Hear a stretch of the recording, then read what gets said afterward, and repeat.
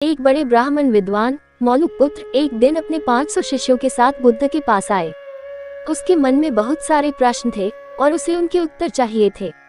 बुद्ध ने एक शर्त रखी, 1 वर्ष तक मौन रहकर तभी वो उत्तर देंगे। मौलुकपुत्र के मन में संदेह था, 1 साल तक मौन रहना कठिन हो सकता था और क्या पता उत्तर सही हो या नहीं।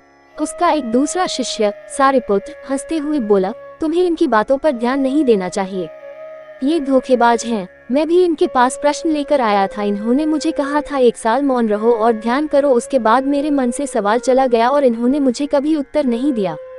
बुद्ध ने समझाया, मैं अपने वचन पर खड़ा रहूंगा। अगर तुम पूछोगे तो मैं उत्तर दूंगा, अगर तुम पूछते ही नहीं हो तो मैं क्या कर सकता हूँ। 1 वर्ष बीता, मौलुकपुत्र ने ध्यान में पूरी तरह से खो दिया। भीतर की बातचीत समाप्त हो गई और उसके मन के प्रश्न भी समाप्त हो गए।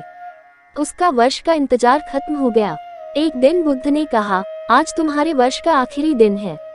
आज ही को 1 साल पहले तुम यहाँ आए थे और मैंने तुम्हें उत्तर देने का वचन दिया था। अब तुम प्रश्न पूछ सकते हो।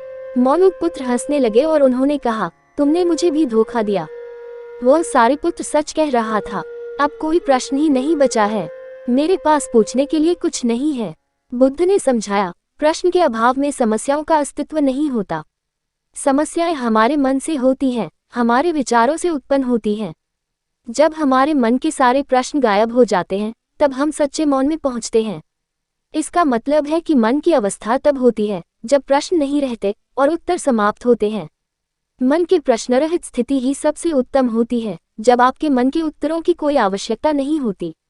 ध्यान का मकसद होता है प्रश्नों को दूर करना। जब आपके मन की बातचीत रुक जाती है तो आपका मन एक निरंतर मौन की अवस्था में पहुंचता है और उस मौन में सभी उत्तर छिपे होते हैं।